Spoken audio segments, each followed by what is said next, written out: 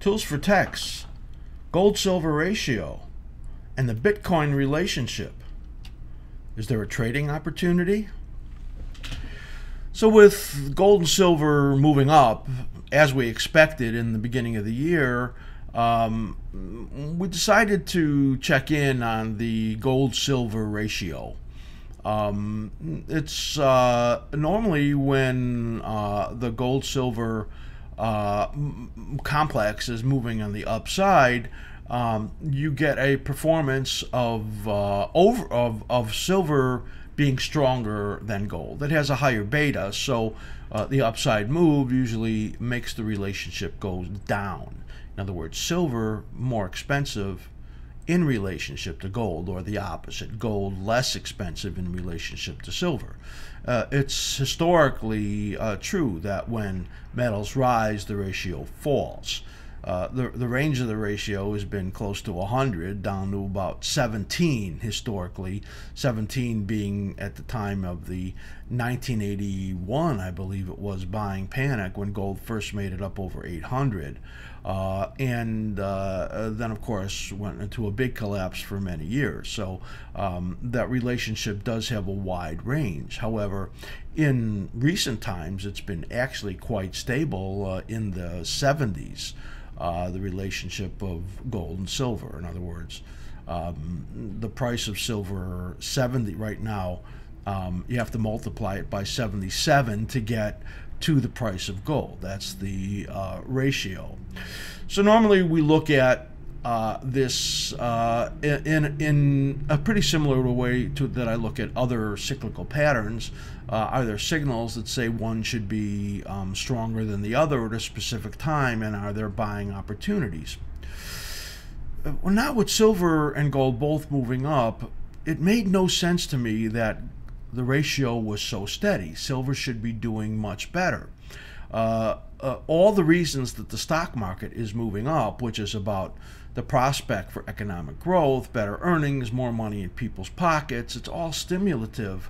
And with that environment here, we would expect that silver, which is more of an industrial metal than gold is, would be doing much better. That ratio would be falling. And you know, if you would have told me that gold and silver would be where they are right now 6 months ago, I would have told you it was likely the ratio would be in the 60s.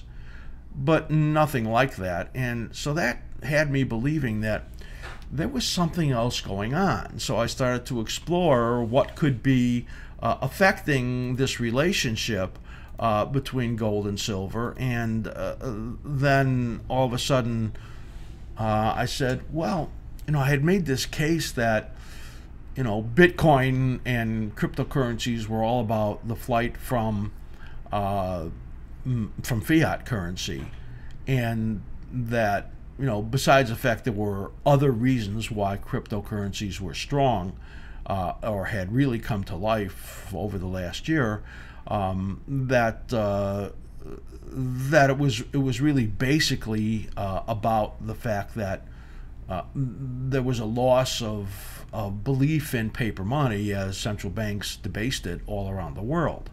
So it was a perfect environment for cryptocurrencies to come on. So what I wanted to look for then was, well, does strength in Bitcoin actually affect gold?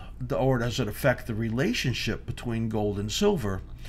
And I actually made a discovery there. So I wanted to share that with you because it tends, you know, it might be bringing an opportunity, especially for those that like to trade the gold-silver ratio, which is something that really doesn't take a lot of money to trade because you can do it in futures for the margins, which could be pretty expensive. And you can do it in GLD and SLV for relatively few dollars. And if you use in the money options, it's even less than that. So there are ways that you can actually make the trade if you believe in what I'm going to show you right now, or you like making those kinds of trades.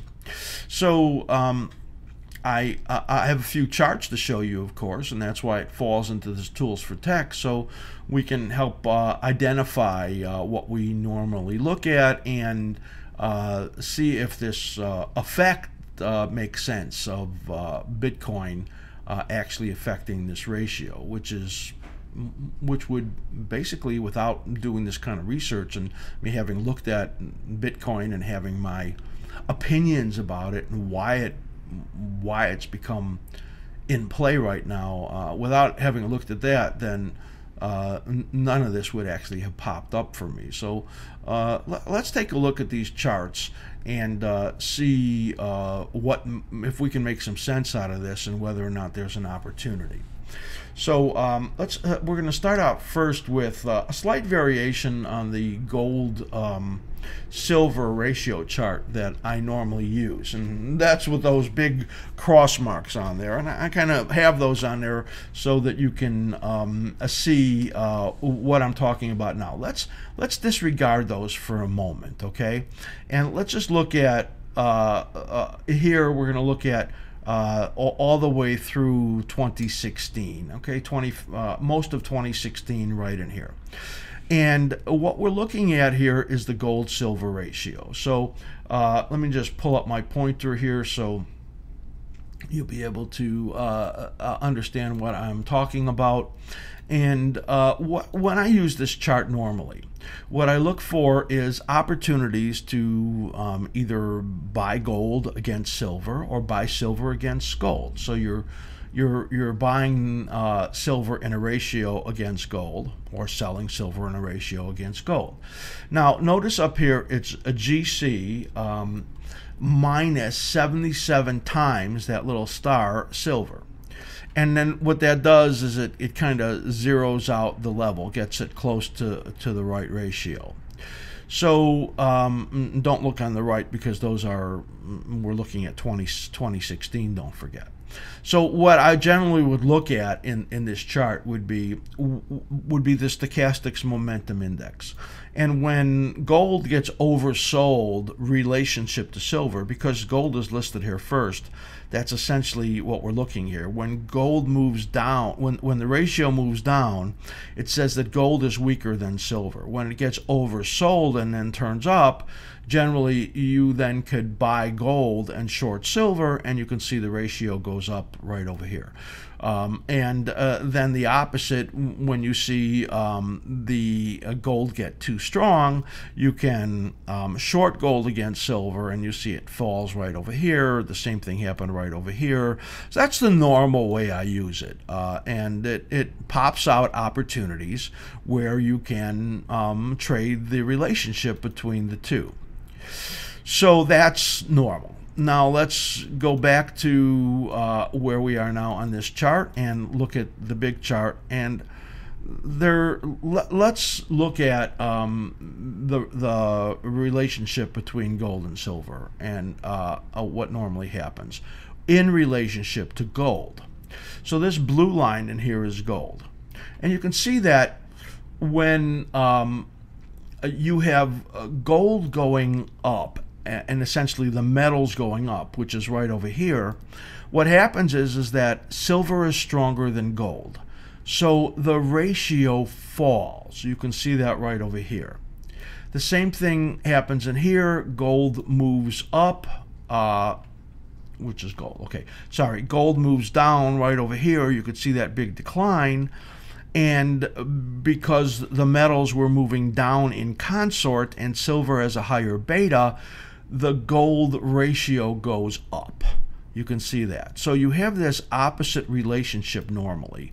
Here you can see the same thing happening on that little X right over there, where you see gold moving up, metals moving up together, and silver essentially being stronger than gold on the way up, and then you see the ratio move down. You see how the same thing happened here. Metals move up, and the gold-silver relationship moves down.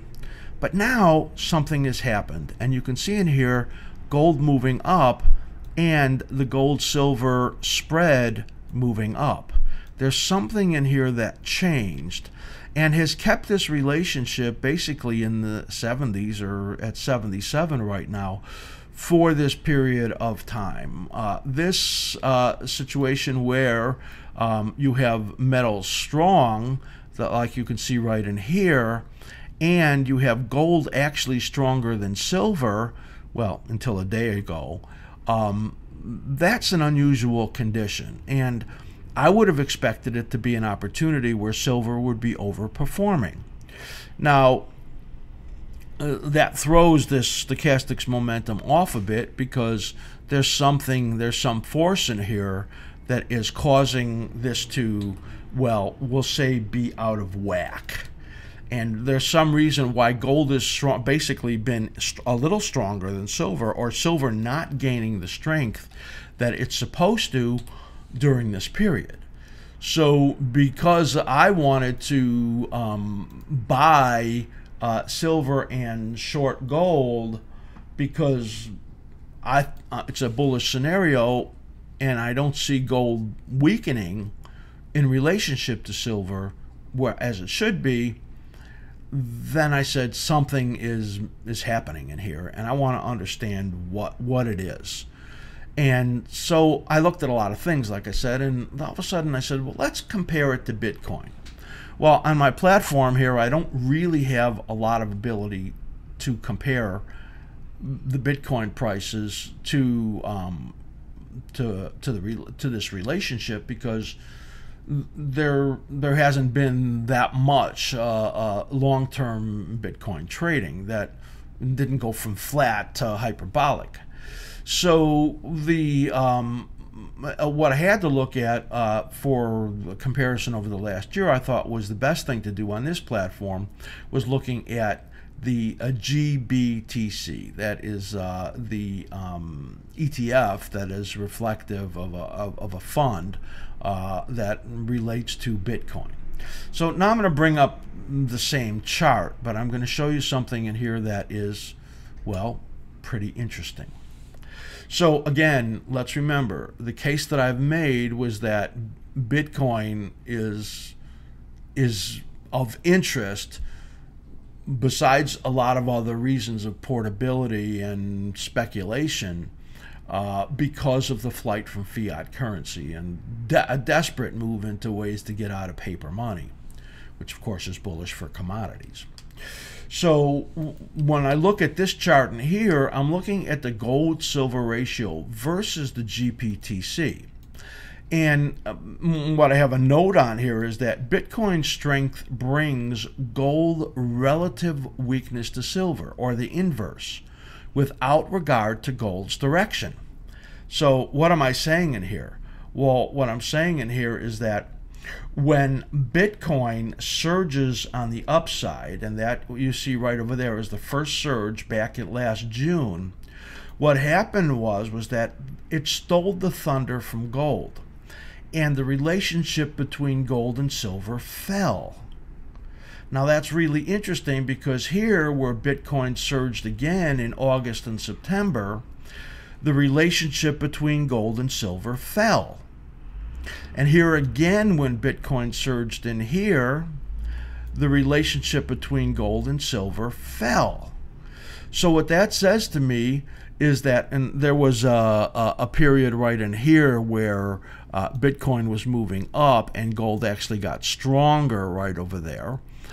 So there was a small period in there, but then all of a sudden things started to change.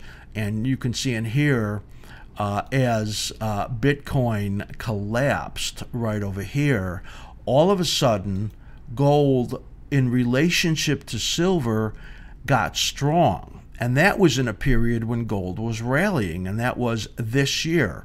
So we're now in a period where Bitcoin is really weak and gold is strong in relationship to silver while the two of them are going up. That's an anomalous situation, because silver should be overperforming.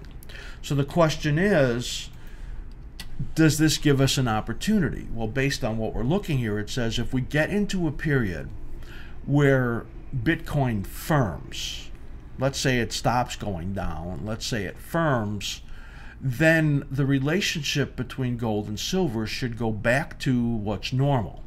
In other words, with the metals complex going up, silver should then overperform. So then I had to go and study Bitcoin to see, are we entering a period where Bitcoin or cryptocurrency should firm up again, even if it's temporary, and does that then give us a trade? And that trade would then be believing that silver would then begin to overperform gold, and then you'd buy the ratio of silver to a short gold position as a potential trade. So I have to then identify the cyclical patterns in Bitcoin, and to be able to do that on the thinkorswim platform, again, I have to go to GBTC. So I'm going to switch over to another chart in here, which I think you're going to find interesting. And what I did was I looked at GBTC going all the way back to last May to see if I could find some cyclicality in there, and believe it or not, I did. So take a look right in here, and you can see that, well, we've identified cycle patterns in here. And again, what we're going to look for is the patterns that are suggestive that there is a repeating rhythm in the market. So you can see in here, this is our cycle brackets. We've identified a major cycle, and we've identified a minor cycle. So what I have in here is the minor cycle. Now, if I grab the cycle tool right over here, cycle bracket tool, and I then connect these over here, I'm essentially putting in the how this major cycle lays out. I kind of wanted to wait to do that before until I was recording the video so that you can see.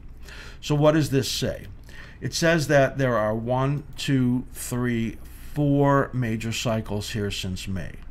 They're all divided in half, and you can see the clarity in most of them where the half cycles are, or the minor cycles. As you can see that right in here and in here, that's very clear. This one, a very strong translation, and then a big upside move, very clear. This one kind of flattish and not that recognizable, and the second part very recognizable. And you see the corrective periods where all of them were going down, were both going down together, were the biggest declines right there. And then this mid-cycle point right here, almost perfectly timed, right? So you've got the rally and then the sell-off here, and then the rally that fails in the resistance zone right there, and then comes down, and well, it's supposed to get down to that low, but that's a panic washout low. So what does this say right now? Remember, we're looking at daily charts for the GBTC, which is the Bitcoin Investment Trust. What we're looking at is that we're coming into this period, which was right in here and right in here, right? Where in just a couple of days, this is likely to move up again. So in other words, we believe that this was a washout. This is a test of the lows. And we're going to get into another favorable period in here that potentially goes into late February or early March in Bitcoin. So I'm making a case that if you wanted to buy Bitcoin or GBTC, well, I think that would be something pretty bold to do because, my target is down at 4,500, but that's probably later in the year. Then we're entering a period where you're likely to get some stability. And you can see in here that it projects up into this resistance zone there. We think that overall Bitcoin is done, and that this area right over here is unlikely to see it move up through for GBTC, which is past that 2,300 level right there. But you could easily get up into this level. And as we said, the next, we'll just call it maybe 4 to 6 week period in here, we're looking for stability in Bitcoin. And then after that, we think it's going to get another huge hit. But we're only looking for a trade in here, right? And we're looking to understand what is causing this silver-gold relationship to act the way that it is. So let's read this note that I have in here to myself, that since December, Bitcoin has collapsed. Gold and silver rallied, and gold should have underperformed, or silver overperforming, but it did not. Hence, the Bitcoin effect that I showed you on that previous chart. And that is, when Bitcoin is strong, it's stealing the thunder from gold. And when Bitcoin is weak, then gold is getting stronger relative to silver. And that's why we saw in December, while they both moved up together and silver should have been stronger, it was not. So now we're getting into a period where Bitcoin is likely to rally or firm up, at least in here, and that should mean that the gold-silver relationship changes and that finally we start to see silver overperform gold. Man, that was kind of a long way into getting to that assumption that it's getting to the point here where we're should see that gold-silver relationship, that ratio number fall. In other words, silver getting stronger than gold. And this, I think, shows you that there is money that moves into Bitcoin from the gold market. And in this case, when Bitcoin got weak in December and this January period, then the money was moving back towards the gold market, hence the strength that we saw relative to silver. And, of course, the big move that we saw in both of them right now. So I see it as an opportunity. You can, if you believe this analysis and you believe that the gold-silver ratio right now is out of whack because of what I just showed you, out of whack because of the potential for economic growth and the fact that silver is very much more an industrial metal than gold is, then you would believe that silver would begin to overperform gold, separate from what we just said from the effect from cryptocurrencies. That would mean that, you know, if you wanted to do the gold-silver ratio, it's about 77 to 1 in absolute aggregate dollars. If you were an ETF trader and you wanted to do the gold-silver ETF, then it's pretty easy to do that. And to put on a neutral position, you would short one GLD.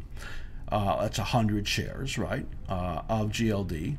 And you would buy 770 shares of silver. That would be a perfect neutral relationship. And if they moved up and down in consort, you would be even. If they fell and silver fell harder because that's the normal beta, you'd lose money. If I'm right about what I'm seeing in here, then we would probably expect silver to begin to overperform gold pretty soon. And we would expect that if Bitcoin got a few days or a week up, that all of a sudden gold would start to get softer than silver. This is all theory, and I use charts to show you that history has shown that there's a real relationship between gold and silver and a normal movement between gold and silver, and that's somehow been affected by strength periods in Bitcoin or recent weakness period in Bitcoin. So I'm looking for normalcy, and that would be silver getting stronger than gold, and that would then give you the opportunity to buy silver and short gold. You just saw the opening of one of our special member videos. If you'd like to watch the rest of that video and have access to our huge library of videos for traders and investors, just go to askSlim.com. In fact, right now, if you write to me, slim@askSlim.com, I'll send you a special half-price link for our entire video library. 1 month viewing of all of our videos, $16.50. I hope you write to me right now. I'm going to sit and I'm going to